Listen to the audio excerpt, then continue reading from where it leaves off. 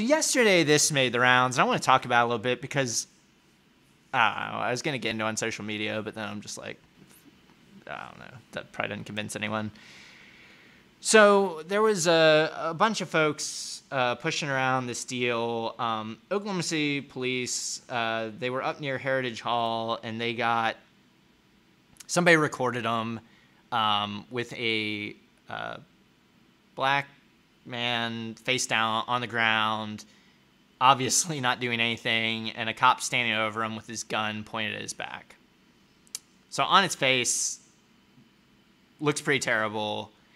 And the way it sort of played out was the police then respond to it because they are very sensitive to this like online critique. And the way they respond, though, I think it's getting increasingly problematic for like our side, but also just like they're getting better at like playing the game, which is both scary and bad. So they put out, hey, we want to address this. And they say, just before 1 p.m., officers received information regarding an individual walking near Northwest 122nd and Penn with a gun. So right off the bat, I think this is a problem because we are in an open carry, permitless carry state. So if you have a gun, while I definitely don't think folks should be waving their guns around, it is legal here. And you cannot tell upon looking at people if they shouldn't have it, if they're of age. So Oklahoma City goes on to say down the thread that like this gentleman was 18. So I guess the law only applies if you're 21. I mean, anyway, it's a whole bunch of shit that they obviously would never have known, and some just concerned citizen, some Karen called the police to report this guy. Well, then what they also put out is apparently he had warrants out and, burglary and all this stuff. And what's frustrating to me is the Facebook post where this was. And weirdly, they initially posted this photo that I've got up right now on the screen with the cop car and the guy and the gun and all that. They deleted the picture from the Facebook post. They initially had it up, but then they removed the picture and just had the text because it looks bad. And they realized it probably looks bad. And there were probably comments that were saying, hey, this still looks bad no matter what you guys are saying. But like all the comments from all these fucking bootlicking right-wingers are just like, good job, great job, you busted him. And it's like, I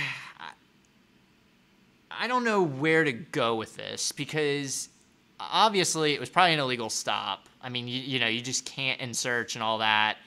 The fact that you have warrants after the fact, I mean, you can't tell that just somebody walking down the street. I mean, if you got him breaking into something, then fine.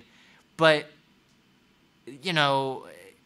anyway, I don't know what this poor guy's legal options are. But it's also, too, he's 18. It was like Berg 2, Berg 3, which are fairly minor burglary offenses. And it's just like, I mean, just thinking about it from like a more holistic, like, what should we do if this is the situation standpoint? It's like this kid's life is fucked now. And like, great job, Facebook warriors, for getting on there and being like, good job, like, fuck him, blah, blah. All the racist, dumb bullshit you put out. It's like none of this helped anybody. You police brutality'd someone, then they took him to the county jail. I mean, it's just like, for fuck's sake, people, like, I don't know, just get some imagination. I don't get why our culture is always like this. Well, you need reasonable suspicion. Probable cause is that it's more likely than not that this person has committed the act. This is a very brief legal analysis. Reasonable suspicion is you have a right to briefly detain someone because you have articulable facts that a crime is afoot. So you can briefly detain somebody, right? Terry, stop. Terry v. Ohio, reasonable suspicion. The thing is, in this state, as you put it, walking down the street with a gun, if you're not waving it or brandishing it, although some legislators who we will not name thought that brandishing it may have been a good idea. If you have a gun that people can see and it's on your hip or whatever, and you're walking down the street, that's not reasonable suspicion to stop somebody in the state of Oklahoma. The thing is, and the problem is, why critical race theory is important is certain laws are applied to certain folks. me with a gun on my hip is a lot different than you with a gun on your hip. And I'm not just saying that because of some, because I my actual 31 years of living, which should be enough. But if it isn't for enough for anybody, if you actually look at, say, stand your ground laws and who it works for and who is allowed to use it and who is not, there's a substantial like racial disparity in that. And then obviously you have a huge racial disparity in driving while black and stop and frisk and all of those things. So the first thing is, if you should have that understanding. First and foremost, I just don't, why in the fuck am it's the Oklahoma City Police Department Facebook page depicting anything like this? The Oklahoma City Police Department page should be limited to like, we kicking the ball around tomorrow. Y'all want to pull up and get a plate? Like, why are you showing us these things, this actual police in action? If it's so dangerous and so essential and your life is always on the line, how the fuck you got time to show it to us? And also, by the way, why are there laws being written that said you can't videotape you, but you want to be videotaped? Is it the fact that you only want the quote unquote good things to be videotaped? Yeah, is it because, and that's the thing, right? The Facebook, the Twitter, the television show, several generations since dragged in the 50s of propaganda. They want it to be propaganda.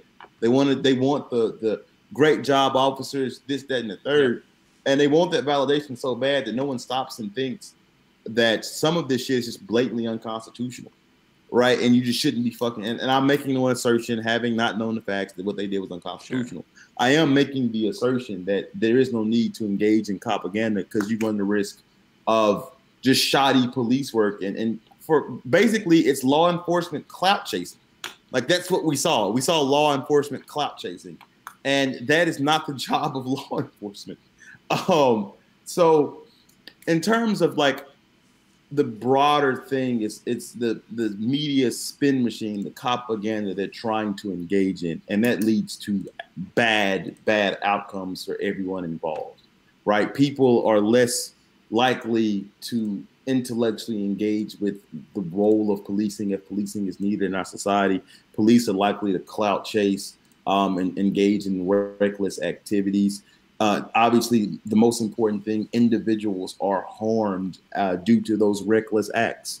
And no one, as you said, no one wins in those scenarios. Well, I guess civil rights attorneys. But other than that, no one wins in those scenarios. Yeah. Yeah, and too, like in one of the threads, I think on Twitter maybe, somebody pointed out that technically the original content, so there was a video on Facebook that a bystander had recorded, that's gone now. So this whole big response and blow up from the police department has gotten that person to either pull down or hide their content. So you've already had the chilling effect on the person. But I think it was House Bill 1643 or one of those 47 that prevented the recording of police officers. Like, there was a thread on Twitter where somebody said that the cop is quoted yelling at the person recording, "Hey, I'm worried about my safety," or something like that. And that's like a buzz line, like right from the law. And the law doesn't go into effect until November 1. But it's just, again, it goes back to the propaganda argument. Is like, they want to frame the argument. They want to put out the media. They want to control the narrative.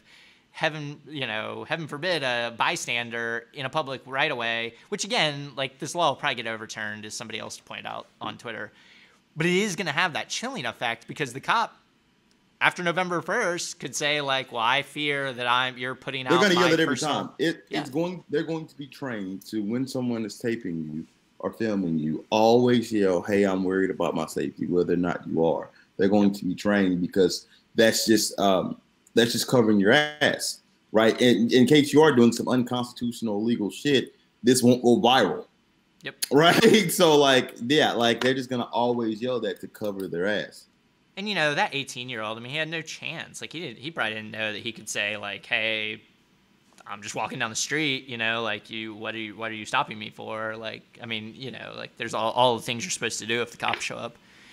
I mean, so anyway, yeah. And I mean, what's frustrating to me is just how toxic the the reaction is, and how, you know, like, again, like, I've got the Facebook post that the police took the picture away on because, you know, they wouldn't want to show that, where it just like drags out the warrants he has and whatever.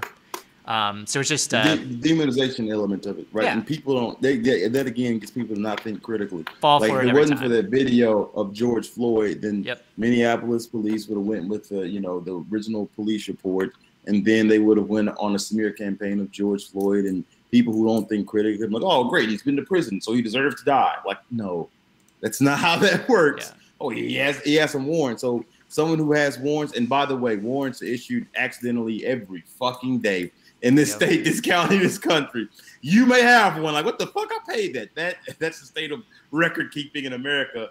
Thanks, neoliberals. But does that mean that this person should be brutalized? Is that where we are in society? All right. Yeah. I suppose. No, and that's the thing that like really frustrates me the most is like this kid wasn't accused of anything major. He's freaking 18. Like, it's just like, just think for a second what we're doing, like what path we're setting this person on, all over having a BB gun and having, you know, I mean, it's just, it's so frustrating to watch it happen and everyone cheer it along. I mean, it's just like, you fucking morons. Like, this is why we're #1 in incarceration, 100%.